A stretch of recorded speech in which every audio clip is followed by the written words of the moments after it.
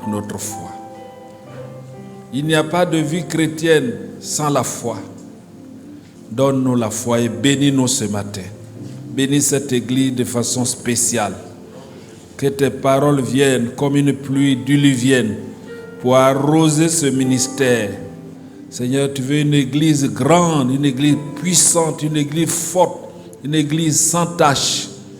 Fais-le pour vase d'honneur et en particulier vase d'honneur Yamoussoukro. Bénis ces jeunes, bénis toutes ces femmes. Que ta grâce surabonde sur nous ce matin. Nous avons prié au nom de Jésus. Quelqu'un dit Amen. Nous pouvons nous rasseoir. Marcher par la foi. La vie chrétienne est une marche. Quand tu rencontres Jésus, et cette marche débute par la conversion de cœur à Jésus. Et si quelqu'un n'a pas reçu Jésus, la marche n'a pas commencé pour toi. Une fois converti de cœur, et je dis bien de cœur, la marche commence. Et tous les jours, vous devez marcher par la foi.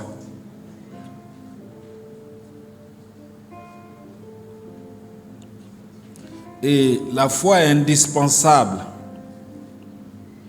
On dit d'une chose qu'elle est indispensable lorsque vous ne pouvez pas vous en passer. Tu ne peux pas être chrétien et dire non, moi la foi là, non, c'est indispensable. Alléluia.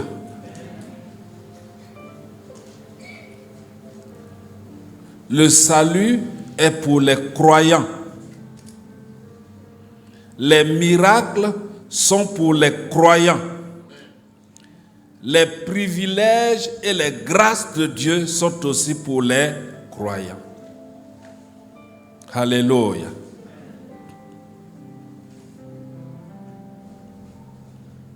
La foi a fait de certaines personnes ordinaires des hommes extraordinaires que le livre d'Hébreux a qualifié de héros. Je vois des héros et des héroïnes dans cette salle. Je crois que c'est la foi d'Abraham qui a fait de lui l'ami de Dieu. Il est devenu ami de Dieu. Dis à ton voisin, tu peux être l'ami de Dieu, le confident de Dieu. Et en lisant la Bible, j'ai découvert que Dieu honore toujours les hommes de foi. Veux-tu que Dieu t'honore? Dieu honore les hommes et les femmes de foi. Dieu aime les hommes de foi. Il aime les hommes de foi. Dieu bénit les hommes de foi. Quelles que soient tes origines, quelle que soit ta condition sociale, ce que Dieu attend de toi, c'est de croire en lui. Vous n'avez pas remarqué, nous-mêmes les hommes, quand vous croyez en quelqu'un, il commence à vous estimer, il commence à vous apprécier, il commence à vous rapprocher de lui. N'est-ce pas vrai? Si votre épouse croit en vous, alors vous l'aimez plus. Si vous avez un ami qui croit en vous, vous l'aimez plus. Dieu aime les hommes de foi. Alléluia. Quelqu'un me dit Amen ce matin. Et la foi est aux chrétiens ce que le carburant est pour les véhicules. Je répète, la foi est aux chrétiens ce que le carburant est pour le véhicule. Quelle que soit la marque japonaise, marque coréenne, marque américaine, on a besoin de carburant. C'est pourquoi tous les jours, remarquez autour de vous, les véhicules vont à la station pour s'approvisionner, pour prendre du carburant. Parce que c'est une marche dont tu ne peux pas marcher sans la foi. Et la Bible dit, sans la foi, il est impossible d'être agréable à Dieu. Autrement dit, avec la foi, on devient agréable à Dieu. Alléluia. Quelle que soit la puissance d'un véhicule, ou la beauté même de ce véhicule, si vous mettez seulement 10 000 francs carburant, et puis vous voulez parcourir ici à Abidjan, est-ce que c'est possible? Non, répondez-moi, est-ce que c'est possible? Juste après tout maudit, vous tombez en panne sèche. Ce n'est pas le véhicule qui est le problème, mais c'est un manque de carburant. Et quand un chrétien manque de foi, il devient un problème dans l'église. Oui. Les chrétiens qui ont des problèmes dans les églises, souvent avec leur pasteur, l'une des causes principales, il a manqué de foi. Les murmures naissent quand tu manques de foi. Les plaintes naissent quand il manque de foi. Les rébellions viennent quand il manque de foi. Donc, en fait, tu es comme un véhicule qui a manqué de carburant. Et les gens essaient de pousser. On peut t'appeler au téléphone, on peut faire tout autour de toi, mais ton vrai problème, tu as besoin d'avoir la foi. Donne-moi un amen fort. Amen. Alors lève la main droite, dis avec moi la foi. La foi. Alors, quelqu'un me dira, mais qu'est-ce que la foi? La Bible s'explique par elle-même. Et dans Hébreux chapitre 11, que je vous invite à lire avec moi, Hébreux chapitre 11, le verset 1, nous donne la vraie définition de la foi. Hébreux 11, verset 1. Il dit, or, la foi est une ferme assurance.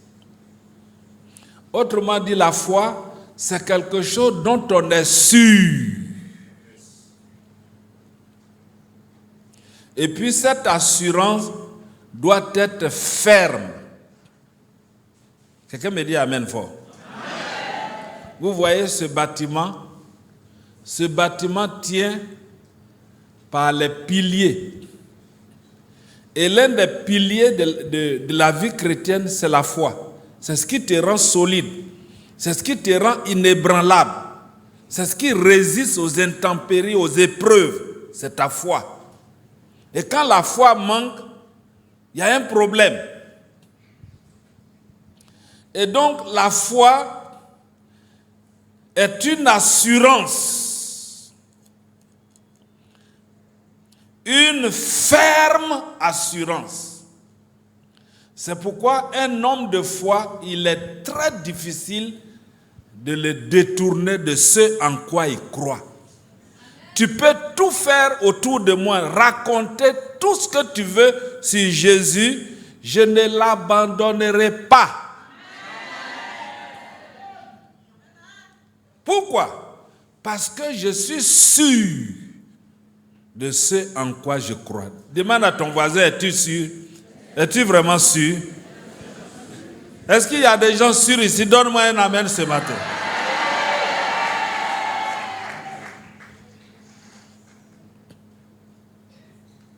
Maintenant, d'où vient la foi? Ou comment recevoir la foi?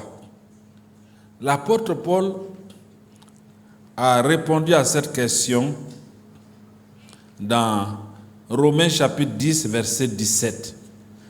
Romains 10, 17 nous dit ceci.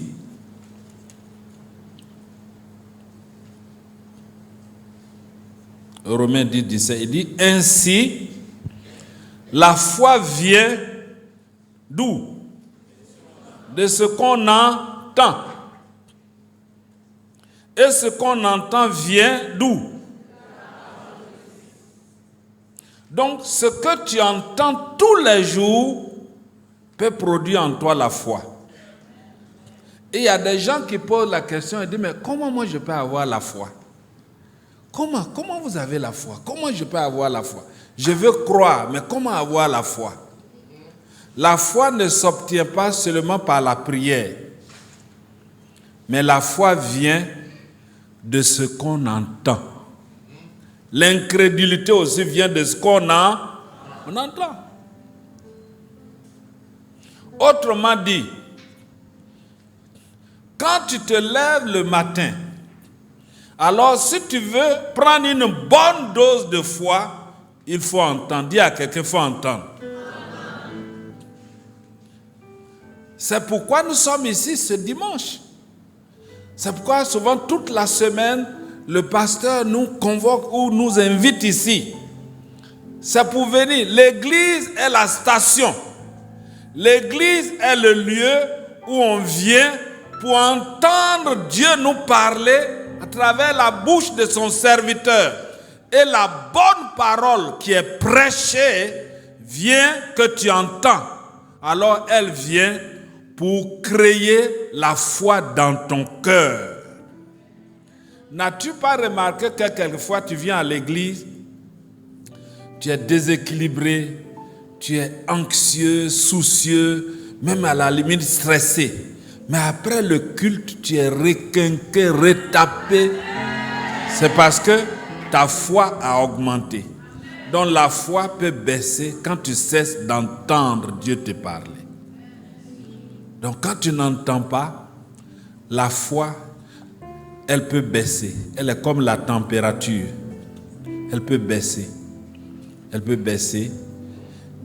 C'est pourquoi il faut toujours s'approvisionner. Il faut toujours écouter. Il faut écouter. Il faut écouter. Ne dis pas non, j'ai connu Jésus il y a 20 ans et puis tu n'écoutes plus Dieu. Tu ne viens plus ici. Dans la vie chrétienne, il n'y a pas de retraite. Il n'y a pas de retraité. Cette marche, c'est jusqu'à ta mort. Tu dois marcher par la foi. Dis-moi amen fort. Et apprends à écouter.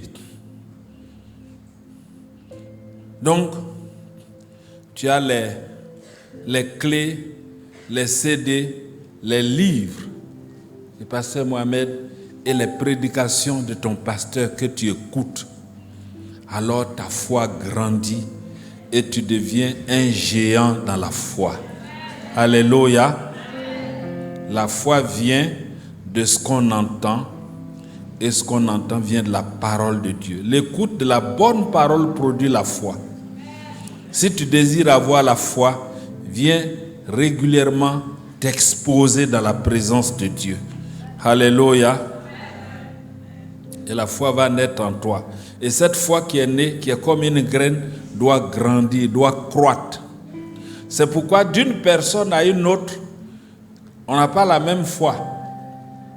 C'est pourquoi Jésus a dit à certains de ses disciples, hommes de peu de foi. C'est-à-dire qu'ils ont une foi, mais elle est petite. Devant certains défis, il faut une grande foi. Oui. Alléluia. Alléluia.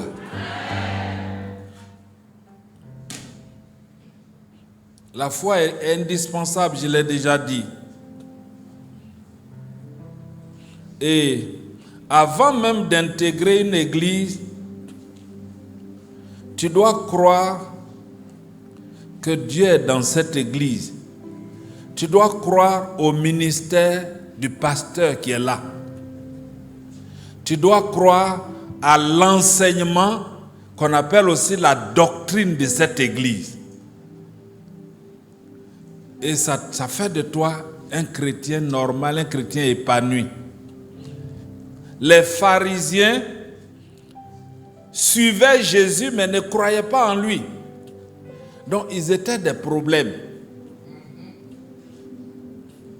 je crois que tu es venu ici parce que tu crois que l'église Vase d'Honneur est une église de Dieu. Et que l'enseignement qui est dispensé est un enseignement de Dieu. Et que le pasteur est le choix de Dieu pour ta vie. Donne-moi ton amen. Oui, c'est normal. Le pasteur et l'église et Jésus sont liés. Il est son représentant. Donc, c'est pourquoi il est dit, croyez en Dieu, vous serez affermis. Croyez en ses prophètes et vous réussirez.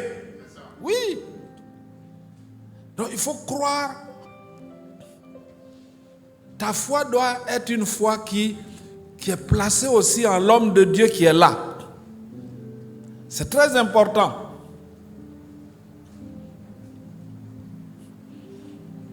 Que le Seigneur te bénisse ce matin.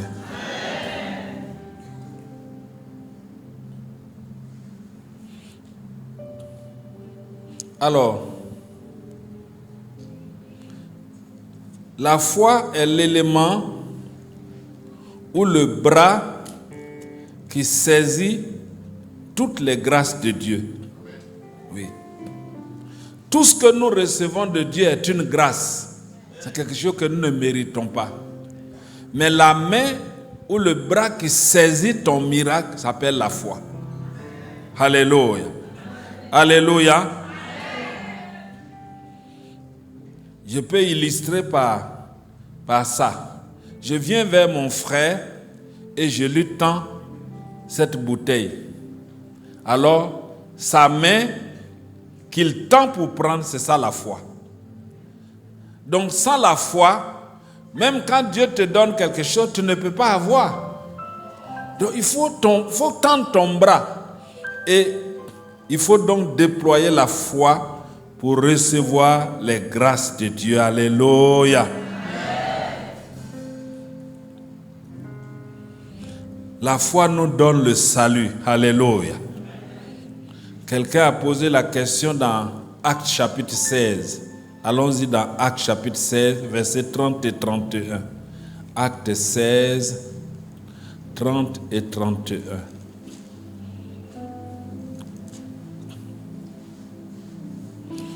Il dit, il les fit sortir et dit, Seigneur, que faut-il que je fasse pour être sauvé? Que faut-il que je fasse pour être quoi? Pour être sauvé. Alors l'apôtre Paul donne la réponse. Paul et Silas répondirent. Il dit, crois au Seigneur Jésus et tu seras sauvé, toi et ta famille.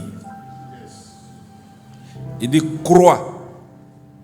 Donc la foi donne le salut. Lequel salut, c'est réalisé pour nous à la croix. Ça veut dire quoi? Ça veut dire que l'œuvre rédemptrice de Jésus, le prix que Jésus a payé à la croix, donne le salut à toute l'humanité. Mais toute l'humanité n'est pas sauvée.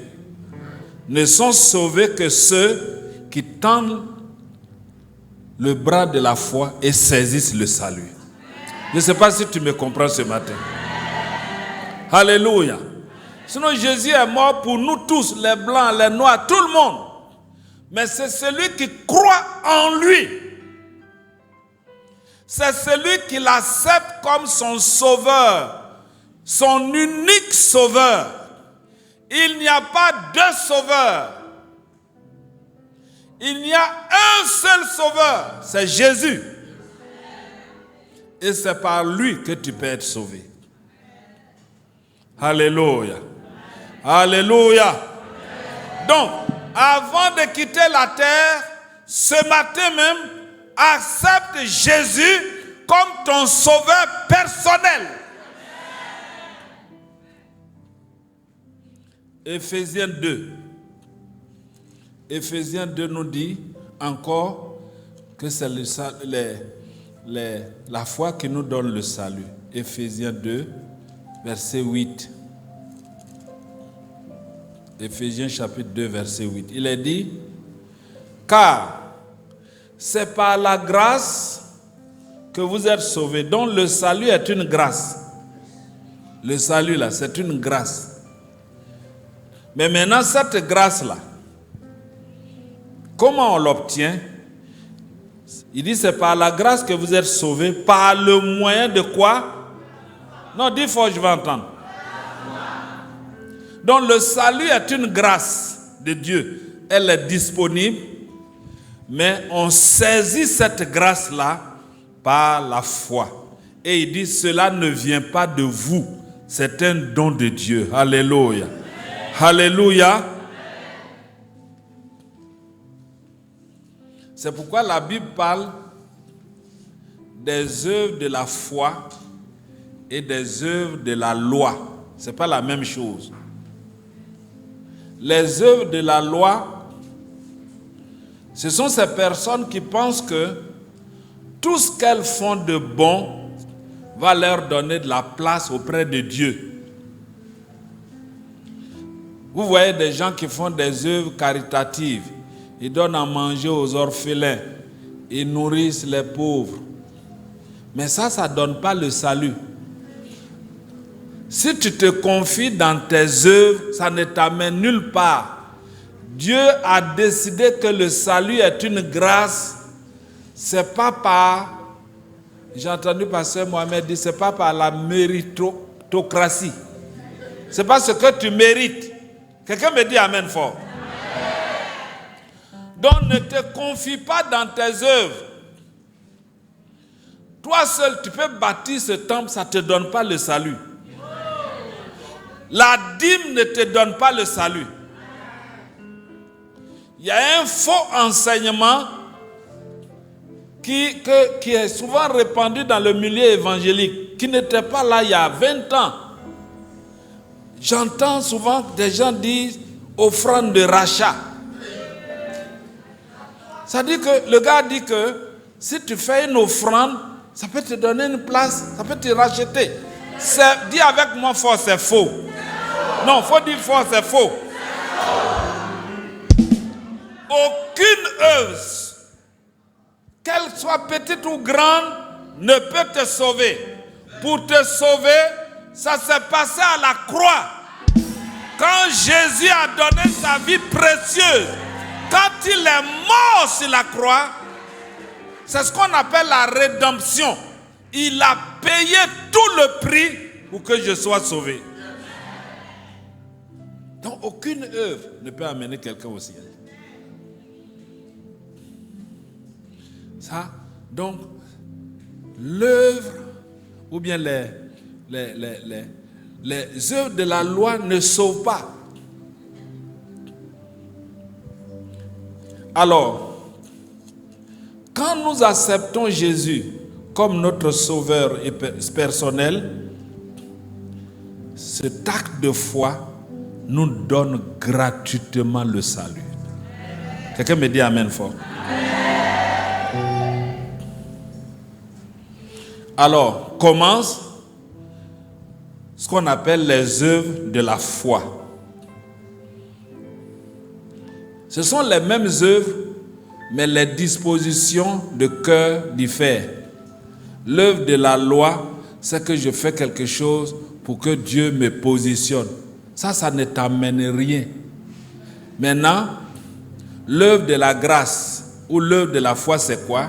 C'est que Jésus m'a sauvé. Et maintenant, ce pauvre gars que Jésus a ramassé, qu'il a lavé, qu'il a sauvé, réalise que Dieu l'a transformé. Et il dit, je me mets au service de Dieu. Tu ne peux pas être sauvé et croiser les mains à l'église. Non.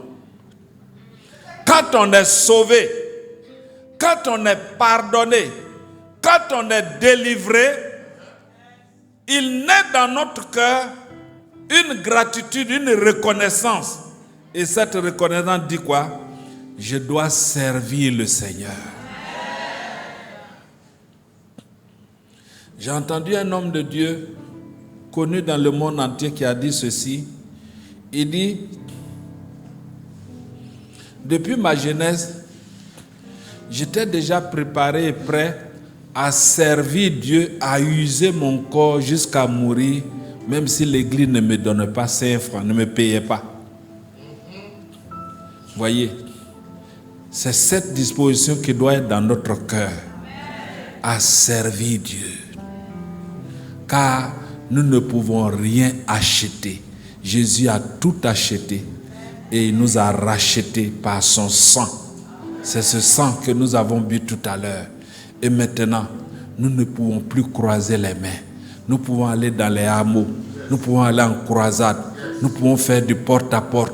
Nous pouvons travailler ici, ranger les chaises, chanter dans le groupe musical, sans attendre qu'on nous paye, qu'on nous dise merci.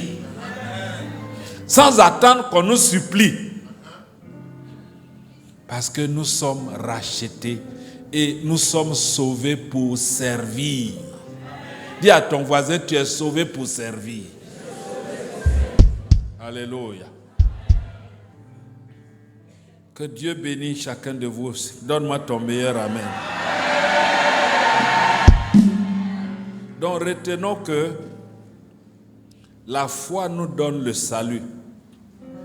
Et une fois sauvés, nous devons accomplir l'œuvre de la foi. C'est pourquoi l'apôtre Jacques dit, la foi sans les œuvres est vaine. Donc si tu es sauvé réellement, comment on peut savoir que tu es sauvé? Tu commences à servir. Donc tous ceux qui ne servent pas à l'église, on peut douter de votre salut. Oui, je peux douter de ton salut quand tu ne sers pas. Alléluia.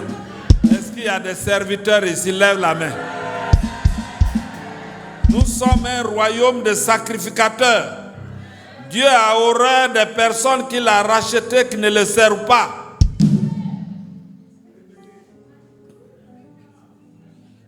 Servons Christ le Seigneur. Alléluia.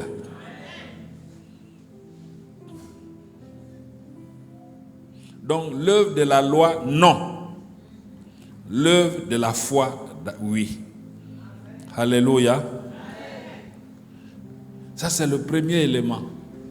La foi qui nous donne le salut. Et ce matin, quelqu'un a-t-il été invité ici pour la première fois? Sache qu'on ne naît pas chrétien. On devient chrétien.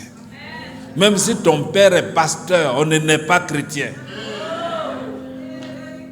Même si ton père est général 4 étoiles, on ne naît pas chrétien.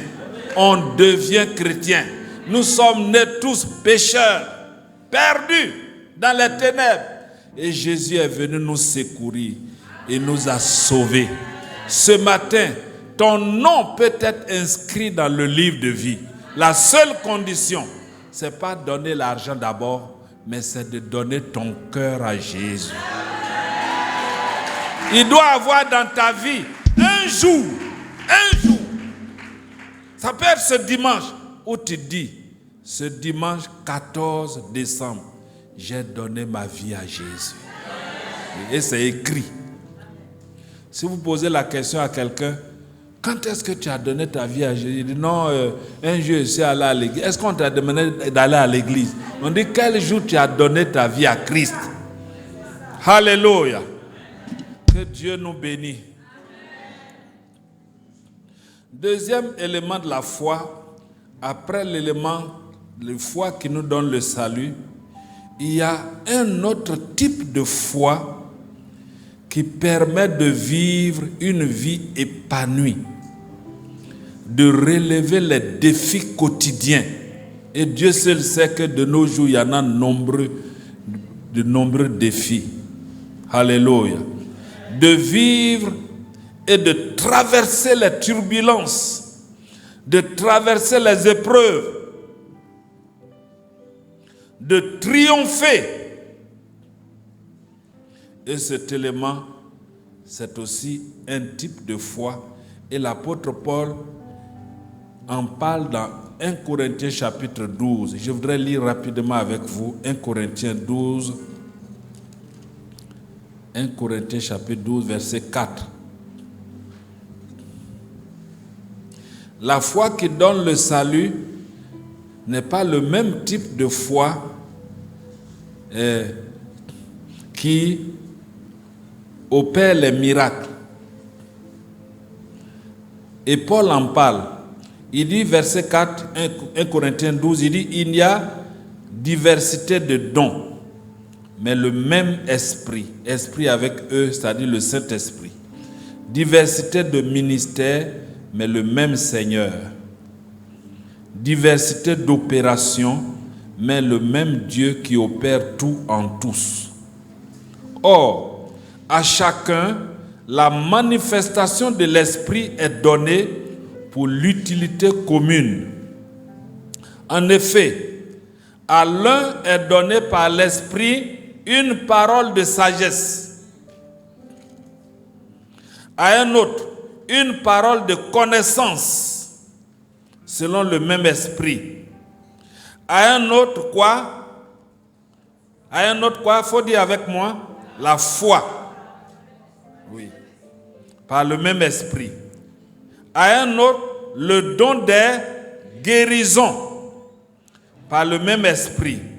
À un autre, le don d'opérer des miracles. À un autre, la prophétie. À un autre, le discernement des esprits. À un autre, la diversité des langues. À un autre, l'interprétation des langues. On les appelle les dons spirituels. Il y en a 9. Quelqu'un me dit amen fort. Amen. Il y en a 9. Et parmi les 9 dons spirituels, il y a le don de foi. Et ce don de foi est classé dans la catégorie de ce qu'on appelle les dons de capacité. Oui. Il y en a 3 dans les 9.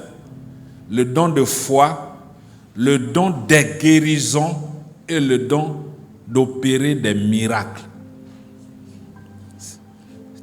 Donc, dans ce monde difficile, dans ce monde de défis, tu ne peux pas vivre une vie ordinaire et t'en sortir. Non. Tu ne peux pas. Tu ne peux pas t'en sortir. Et ce don de foi te permet, en fait c'est un don surnaturel. La Bible dit l'homme naturel ne comprend même pas les choses de Dieu.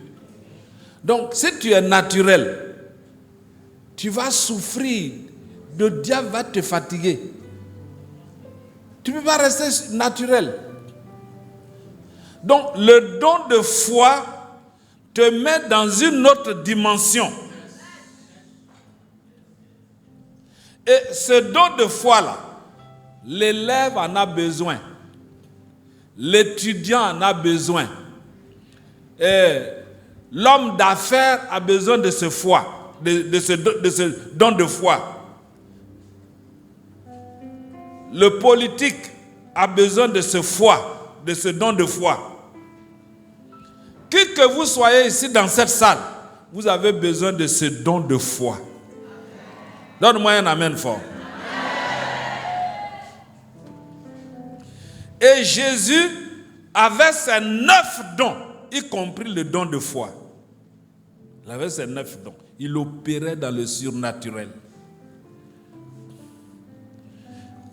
Par exemple, il va dire dans Jean chapitre 14, Jean 14, Jésus parle de ce type de foi qui te permet d'opérer dans le surnaturel. Jean 14, verset 12.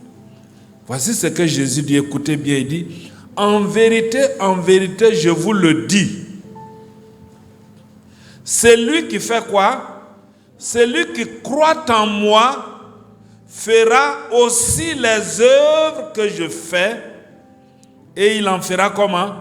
De plus grandes parce que je m'en vais au Père. Autrement dit, quand tu crois, quand tu as cette foi surnaturelle-là, tu n'es plus dans le naturel, Dieu te met dans le surnaturel. Donne-moi un amen fort.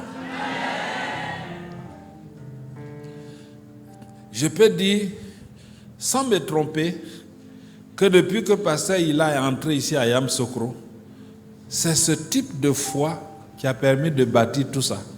Oui, oui. C'est ce type de foi. La foi, don de Dieu. Et c'est ce même type de foi qui permet aujourd'hui à Pasteur Mohamed de faire tout ce que nous voyons autour de lui. Il est un homme de foi exceptionnel. Donne-moi un amen fort. Amen. Donc, tu risques de mourir dans la misère si tu es dans la logique, oui, logiquement, rationnellement. Vous savez que tu es dans des trucs comme ça, tu risques de mourir dans la misère. Dis à ton voisin, monte, monte, monte, monte, monte, monte, monte. Dis à ton voisin, monte, monte, monte, monte, monte, monte. Tu vas rester seulement dans l'esprit cartésien, les choses bien calculées, les normes, des choses comme ça. Non, il y a un monde qu'on appelle le monde surnaturel. C'est-à-dire ce monde-là est au-dessus, surnaturel veut dire au-dessus du naturel. Donne-moi un amen fort. Et on peut opérer dans le surnaturel. Et c'est cette foi qui était en Jésus lorsqu'il marchait sur l'eau. Oui. Voilà quelqu'un qui marche sereinement sur l'eau. Il a quelque chose que les autres n'ont pas. C'est cette foi qui a fait que Jésus a envoyé une foule le suivait dans le désert. Et puis après 3 jours, il dit à ses disciples, donnez-leur à manger. Tout ce qu'ils ont pu produire après tant de communiqués, d'annonces, c'était 5 pains et 2 poissons. Vous voyez la pauvreté humaine? C'est-à-dire qu'après les annonces, les communiqués, la sensibilisation, on a trouvé combien de pains? 5 pains et 2 poissons. Maintenant Jésus arrive. Il dit, bon, remettez-moi les pains. Et puis il rend grâce. 5000 personnes ont mangé, sans compter les femmes et les hommes. C'est le surnaturel. Donne-moi un amen fort. Jésus était dans un autre monde. Entre dans le monde surnaturel. Cesse de raisonner trop. Il dit, si quelqu'un croit en moi, Jésus dit, si quelqu'un croit en moi, il fera les œuvres que je fais. Quelles sont les œuvres que Jésus a faites? Il a guéri les malades. Nous pouvons aussi guérir les malades. Donne-moi un amen fort. En son nom, les malades peuvent être guéris. Aujourd'hui même. Alléluia. Donne-moi un amen. Alléluia. J'ai vu Dieu opérer, même dans ma vie. Moi, je crois au don de foi, tel qu'il est expliqué dans 1 Corinthiens 12. Je priais pour avoir un terrain dans cette ville. Et un jour, un ami pasteur est venu, il dit, pasteur Ili, viens, tu vas bénir Dieu. Pour moi, j'ai eu un terrain. Quand je l'ai accompagné, le terrain devait être autour de 600-700 mètres carrés. J'ai pris ma voiture, on est allé, j'ai béni Dieu. Et quand je prends ma voiture pour retourner, Satan me dit, tu vois, ton ami a eu un terrain, ouais, pour toi.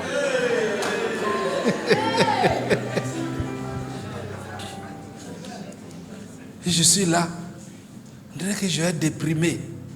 Il dit, mais je suis allé bénir Dieu pour mon ami, ouais, pour moi. Je regarde l'église.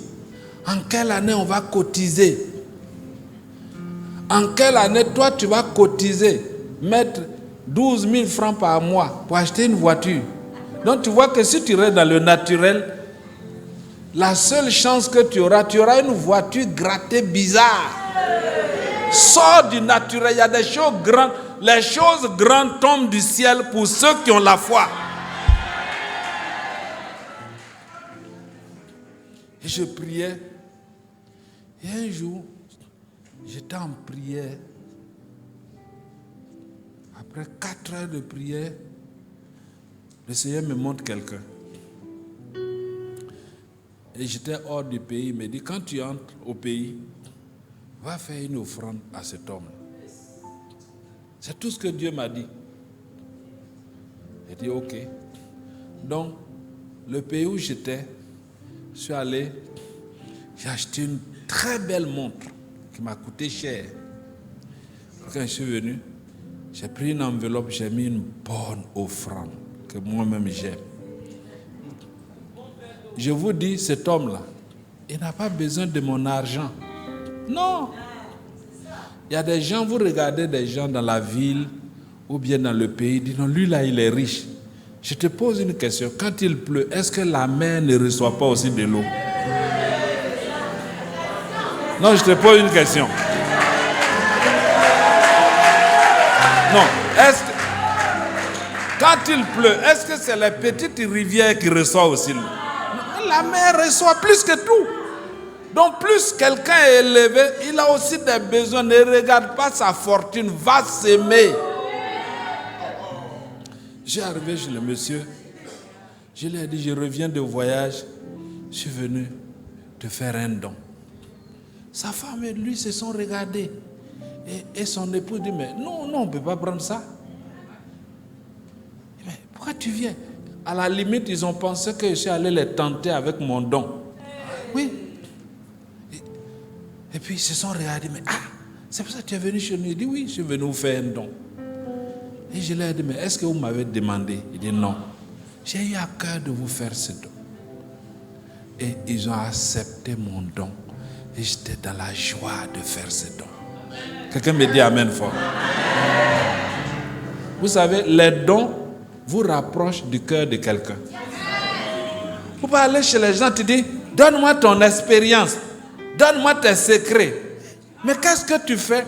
Parce que quelqu'un ne peut pas te bénir dans la frustration.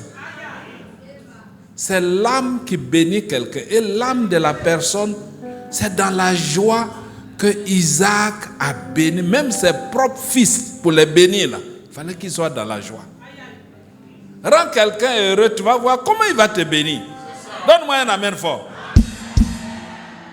Même ton propre père qui t'a mis au monde ne peut pas te bénir quand il est en colère contre toi, quand il est fâché.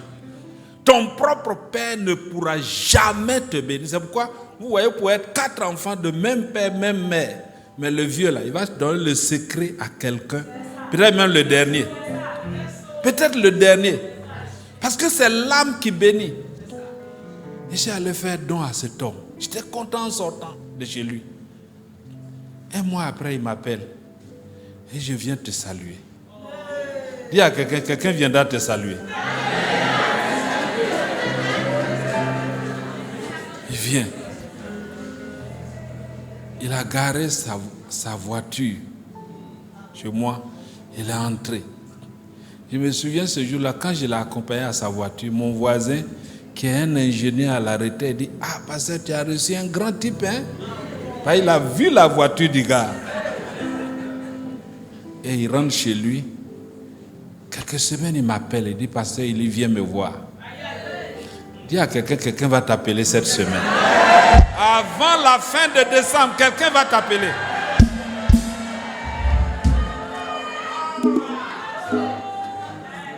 Je prends ma femme, plus on arrive chez lui.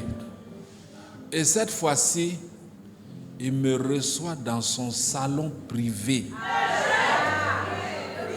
Il me reçoit dans son salon privé.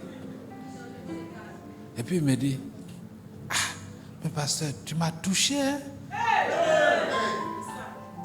Et puis il me pose la question, est-ce que ton église a un terrain?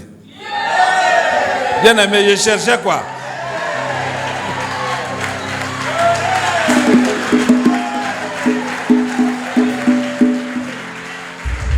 Je me suis précipité de lui dire non.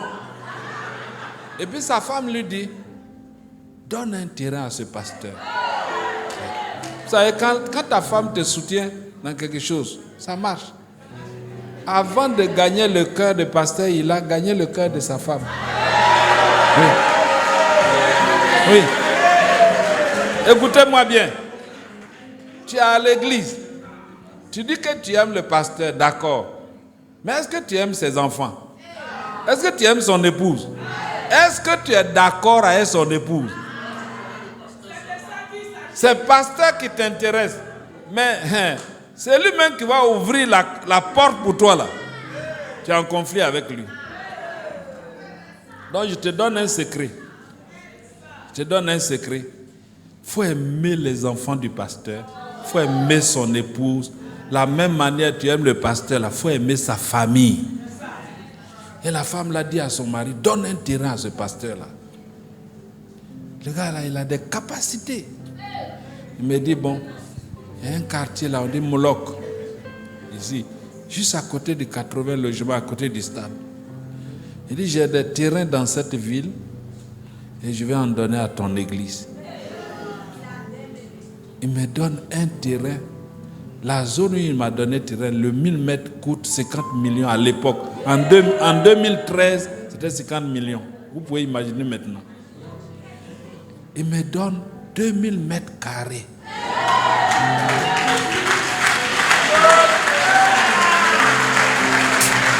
C'est pas fini. Et puis il dit, de l'autre côté de la ville, parce que tu dois t'étendre. Il dit, là-bas, j'ai plusieurs terrains, je te donne un autre, 3000 mètres carrés. Et puis il me dit, maintenant il dit, ton église a eu 2 terrains, est-ce que toi-même tu en as? J'ai dit non. Dis avec moi non.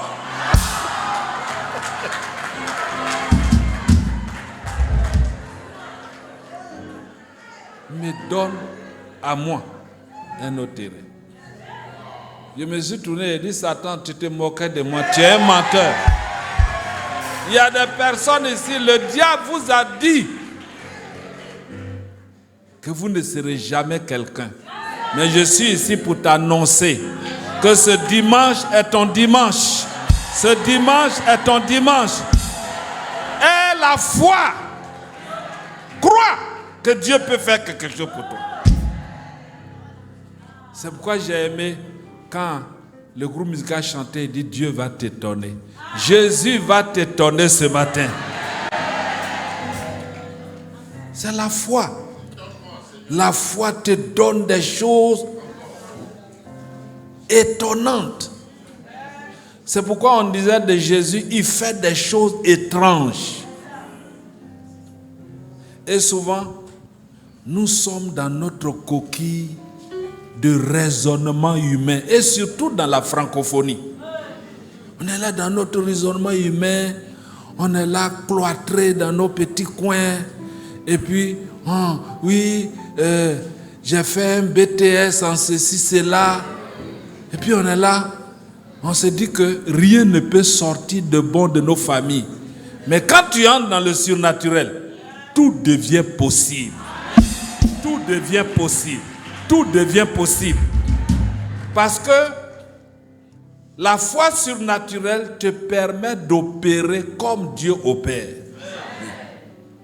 C'est pourquoi Jésus dit, tout est possible à celui qui croit. Il dit tout devient possible à celui qui croit. Et c'est pourquoi, quand Dieu commence à opérer par toi, il faut rester humble. Il faut savoir d'où il t'a pris. Sinon, tu vas commencer à dire non, appelez-moi ceci, prophète ceci, te donne des titres, et puis ça frustre Dieu, et puis Dieu enlève sa main sur toi. Quel que soit ce que Dieu va te donner, reste petit pour qu'il continue de t'élever. Quelqu'un dit Amen et acclame Jésus. Quelqu'un dit Amen et acclame Jésus.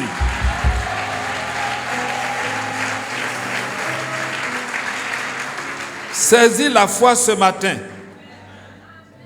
Chaque matin au réveil, prends une bonne dose de foi.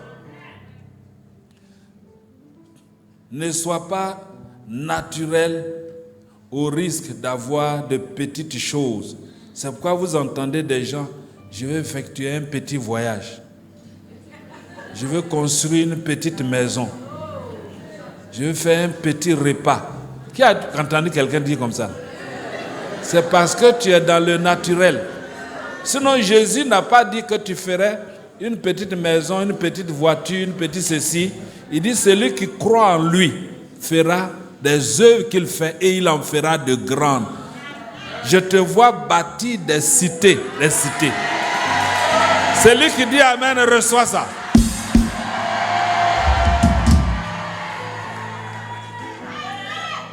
Oui.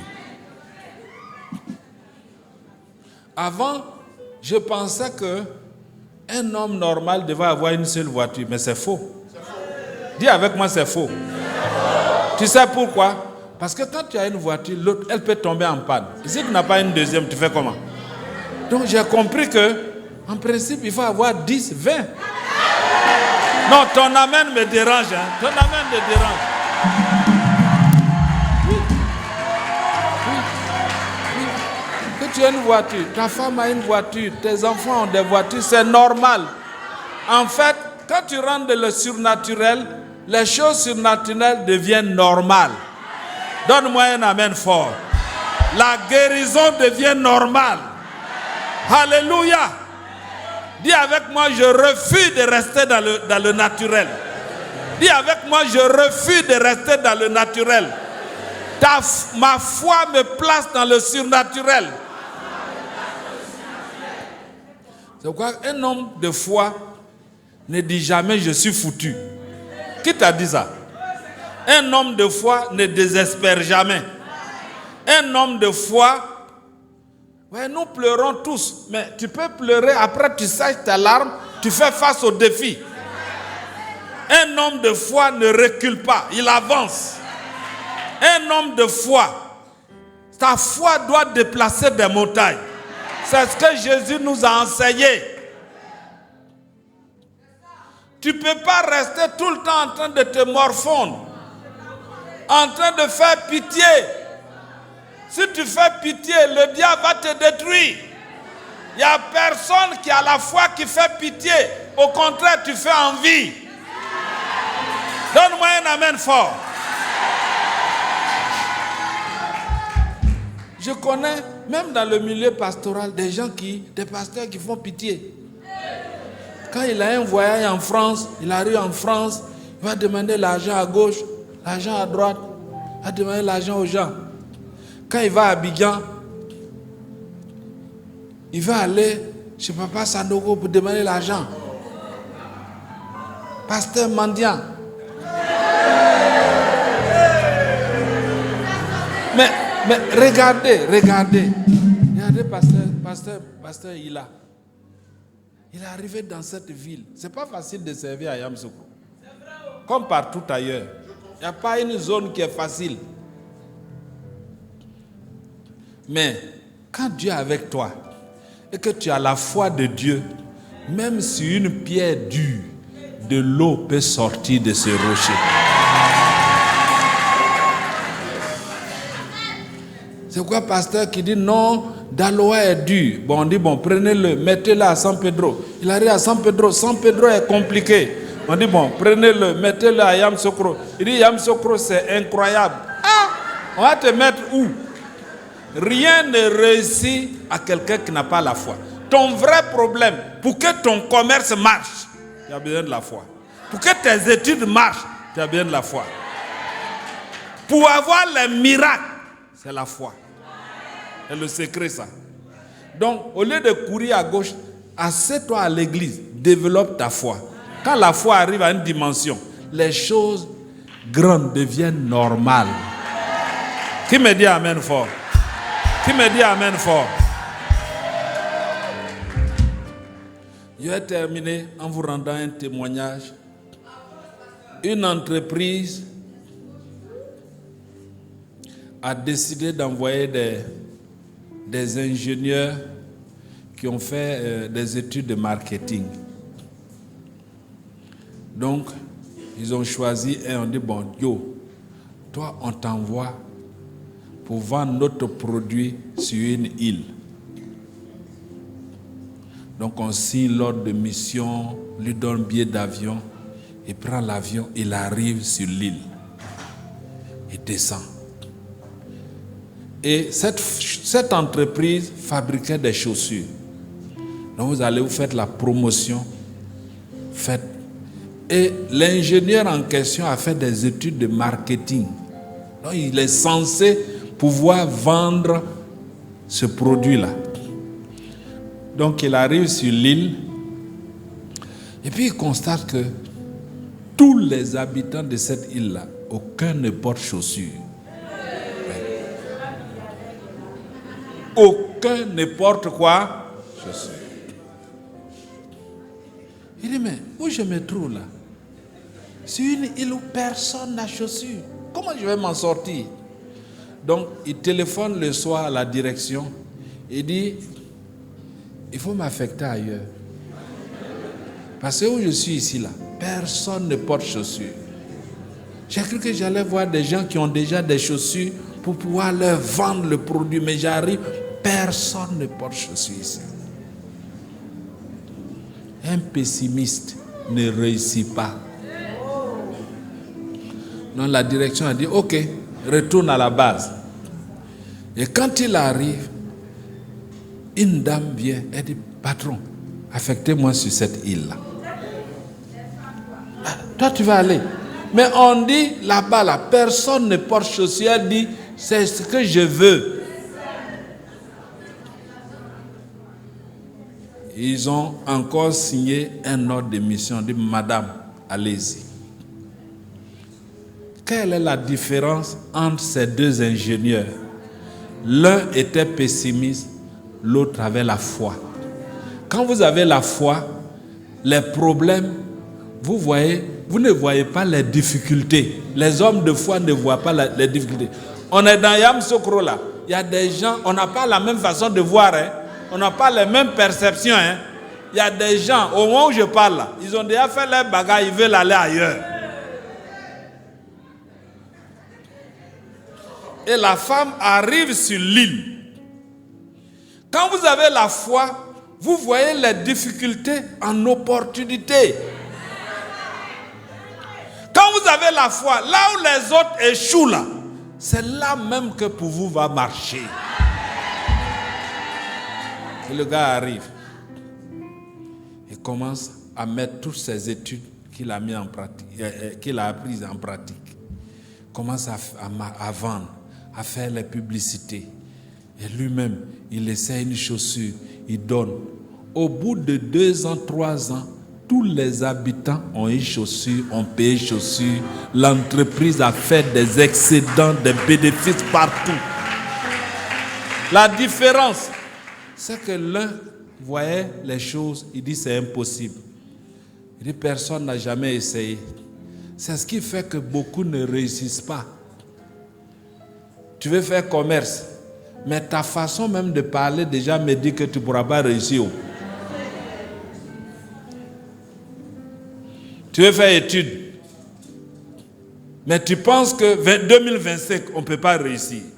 Que toutes les portes sont fermées. Pourquoi tu parles comme ça? Pourquoi tu réfléchis comme ça?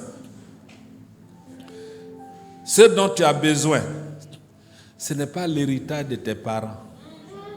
Ce n'est pas l'argent que tu as en banque, mais la foi que tu as dans le cœur. C'est elle qui fait réussir. La foi fait réussir.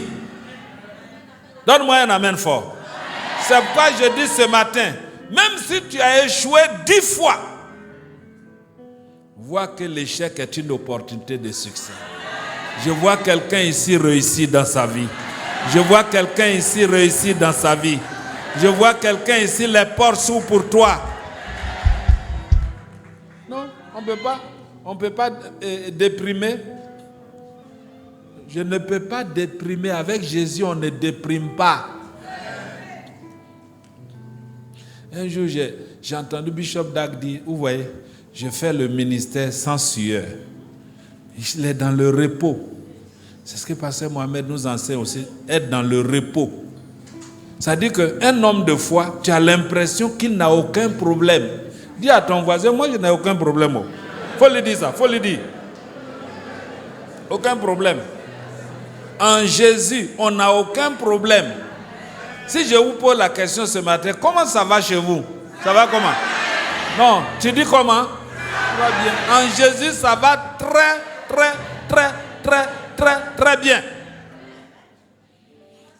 Comment tu penses que 2026 sera? Ça sera comment? Lève-toi, pousse des cris de joie, acclame ta victoire ce matin.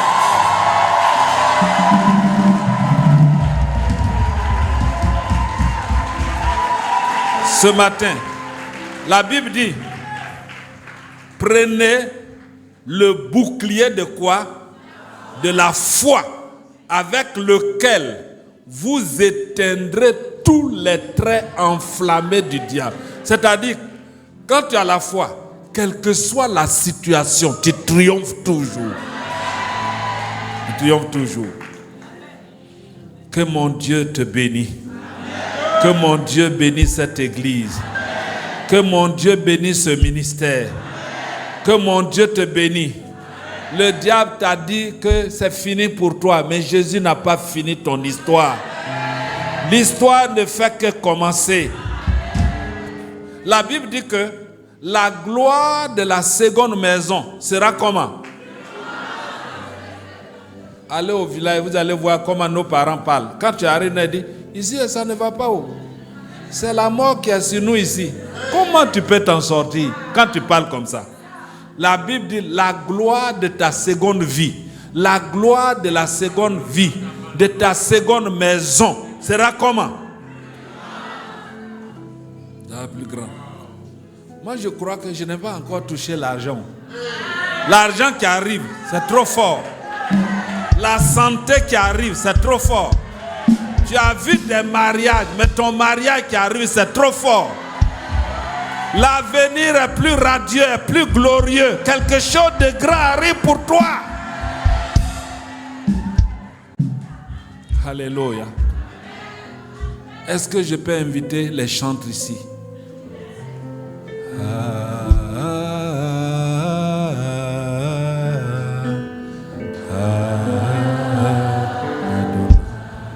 Est-ce que tu peux lever les mains?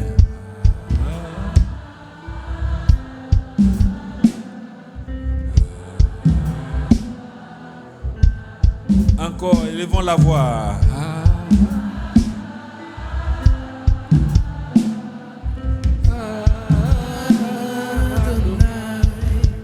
Adonai.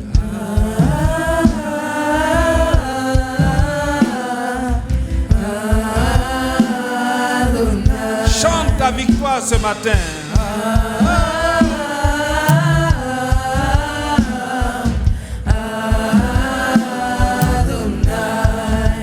Adonai.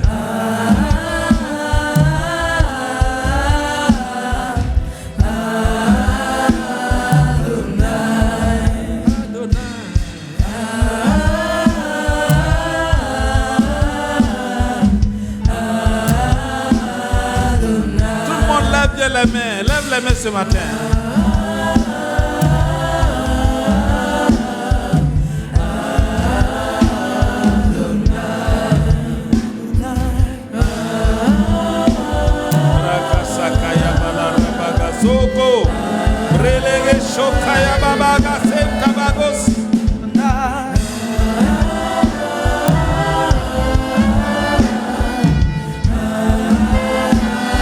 Nous chantons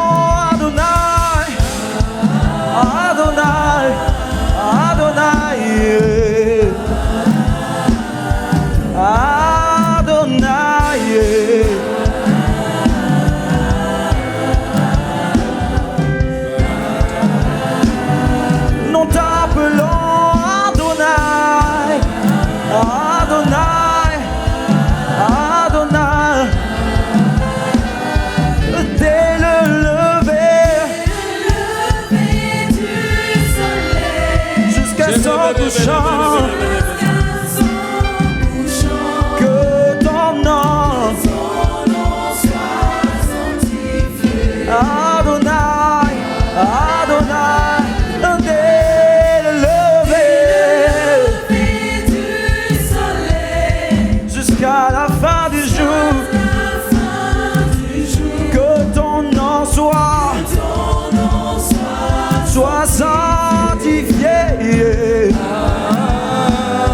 Chantons Adonai, Adonai,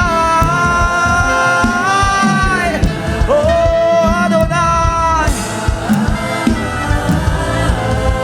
Adonai, nous élevons Adonai, Adonai, Adonai, Adonai, nous proclamons Adonai, Adonai, Adonai, Adonai. Lève-le et dis Adonai.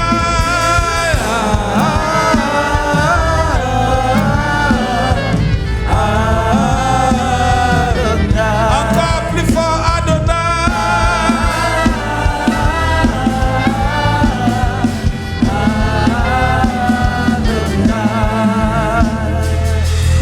Est-ce que nous pouvons acclamer Jésus qui opère les miracles? Jésus, l'auteur de la foi. N'acclame pas Dieu par habitude, mais acclame-le réellement. Que ton acclamation fasse descendre sa gloire ce matin. Merci Seigneur. Merci Jésus. Alors que nous sommes debout dans la présence de Dieu, je vais inviter quelqu'un ici. Tu as été peut-être invité à ce culte.